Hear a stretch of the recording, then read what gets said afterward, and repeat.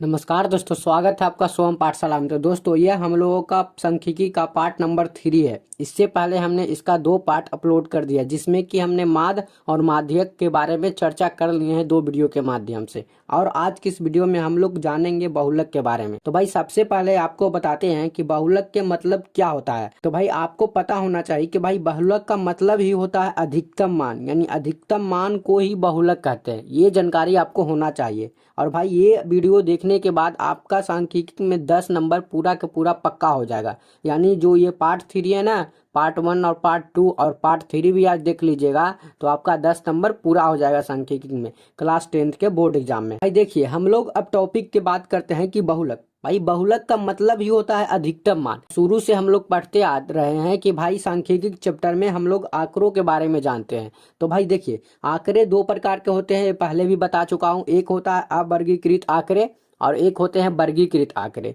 अवर्गीकृत आंकड़े वैसे होते हैं जो कि बटे हुए नहीं रहते हैं। जैसे कि देखिए, ये हो गया 3 4 5 6 3 2 3 ऐसे हो गए। और वर्गीकृत आंकड़े में एक बारंबारता होता है, उसमें बांटता है। जैसे कहने का मतलब है कि जैसे 3 है ना, पद है 3, तो एक बार आया, 2 बार आया, 3, तो वहां पे बारंबारता में लिख देगा 3 बार आया। ऐसे करके बांट दिया तो उसको वर्गीकृत आंकड़ा कहते हैं। तो भाई देखिए, जब वर्गीकृत आंकड़े हो ना, तब हम प्रश्नों को कैसे बनाते हैं। जब वर्गीकृत आंकड़े हो तो भाई जिस पद की बारंबारता अधिक होगी वही बहुलक होगा। अगर एग्जाम्पल में इसको आप देख रहे होंगे तो भाई 3 4 5 6 3 2 3, ये एक मान लीजिए सवाल है जिसमें आपसे बहुलक पूछा है कि बताइए इसका बहुलक क्या है।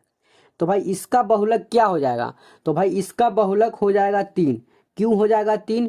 क्योंकि 3 का अधिकतम मान है, क्योंकि 3 बार आया। देखिए 4 एक बार आया है, 5 भी एक बार आया है, 6 देखिए एक बार आया, परंतु 3 को देखिए एक बार यहाँ, एक बार यहाँ, एक बार यहाँ, यानी कि 3 बार आया है। यानी कि जो ज्यादा बार आएंगे ना आंकड़ा में, उसे की बहुलक कहेंगे, सीधा बात है। तो देखिए भाई, एक सवाल हम वर्गीकृत आंकड़ों का भी देख लेते हैं, जिसमें कि अधिकतम मान को देखकर हमारा बहुलक चुना जा सकता है, जहां पे वर्ग अंतराल नहीं दिया हो तब। यानी कि मान लीजिए आपका x दे दिया, मान लीजिए आपका x दे दिया, ये हो गया 5, ये हो गया 4, ये हो गया 3, ये हो गया 2, और आपको बारंबारता दे दिया, ये हो गया आपका बारंबारता, है ना।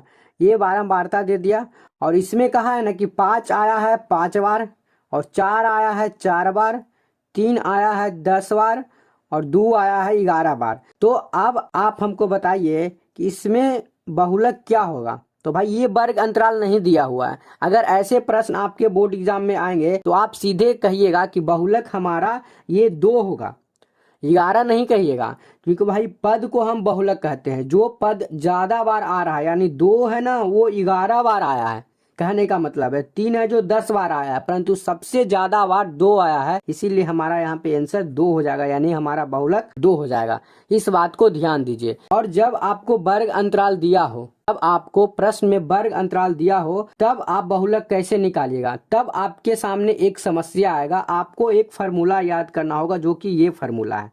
तो भाई ये फार्मूला कहता है कि बहुलक बराबर L plus F1 minus F0 बट्टे में 2F1 minus F0 minus F2 गुने H होता है। तो भाई आइए हम लोग जानते हैं कि F1 F0 और F2 क्या होता है, और L क्या होता है, H क्या होता है। तो भाई देखिए, हमारे सामने एक प्रश्न है, जो कि यह एक प्रश्न है जिसका हमको बहुलक निकालना है। तो देखिए कह रहा है, ये एनसीईआरटी का सवाल है। कह रहा है कि निम्नलिखित सारणी किसी अस्पताल में एक विशेष वर्ष में भर्ती हुए रोगियों की आयु को दर्शाता है। ये जो आयु वर्ष है ना, यानी 5 से 15 वर्ष के अंदर में 6 रोगी आए, 15 से 25 वर्ष में 11 रोगी आए, ऐसे करके रोगियों की संख्या दिया है, जो कि इसको बारंबारता को यह दर्शा रहा है। और ये हमारा वर्ग अंतराल है।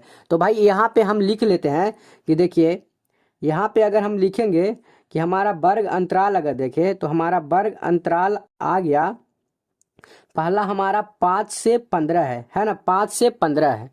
फिर हमारा क्या आया, 15 से 25 हो गया, 25 वर्ष। अब 25 से 35 वर्ष हो गया। अब देखिए यहाँ पे हो गया 25 से 35 वर्ष, 35 से 45 हो गया, ऐसे 10 बढ़ते जा रहा है। और अगला हो गया 45 से 55, फिर इसके आगे हो जाते हैं 55 से 65। मतलब ये इतना तक हमारा वर्ग अंतराल दिया हुआ है। अब देखिए हमारा बारंबारता क्या दिया है। बारंबारता हमारा दिया है, अगर हम बारंबारता को लिख लेते हैं, बारंबारता तब हमारा दिया है 5 से 15 के बीच में 6 दिया है कि नहीं। और 15 से 25 के बीच में 11 दिया है। 25 से 35 के बीच में हमारा बारंबारता 21 दिया है यानी। और 35 से 45 के बीच में यानी 35 से 45 के बीच में हमारा है 23। और 45 से 55 के बीच में हमारा बारंबारता 14 है। और 55 से 65 के बीच में हमारा बारंबारता 5 है। इतना हमने लिख लिया।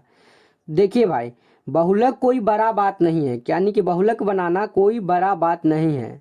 माद उद बनाते थे तो उसमें हम निकालते थे U1 D1 ये सब निकालते थे, परंतु यहाँ पे आपको कुछ नहीं निकालना होता है। आप माध्यिका भी बनाते थे तो आपको संचयी बारंबारता निकालना होता है, परंतु बहुलक में आपको कुछ नहीं निकालना होता है। बस आपको अगर वर्ग अंतराल वाला बहुलक निकालने को कहे ना, तो बस आपको यह देखना है, मान लीजिए यहाँ पे आपको बस यह देखना है कि बारंबारता में सबसे बड़ा कौन है।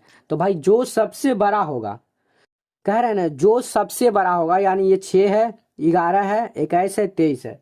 जो सबसे बड़ा यहाँ पे 23 दिख रहा है, तो 23 को आप घेरा लगाइए, 23 को पकड़िए। और 23 का जो वर्ग अंतराल है 35 से 45 है ना। 23 का वर्ग अंतराल हमारा 35 से 45 है, तो इसको हम कहेंगे बहुलक वर्ग। ये हमारा हो जाएगा बहुलक वर्ग। और ये बहुलक वर्ग की जो निम्न सीमा है 35, ये हमारा हो जाएंगे L। ये बात को ध्यान दीजिए। और इन दोनों के बीच में जो अंतर है 35 और 45 के बीच में अंतर 10 का है, यानी कि H हमारा हो जाएंगे 10 और L हमारा हो गए 35। ये दोनों बात तो आप देख लिए। अब आते हैं हम यहाँ पे, देखिए एक हमारा हो गया F0, एक हमारा होता है F1, एक हमारा होता है F2।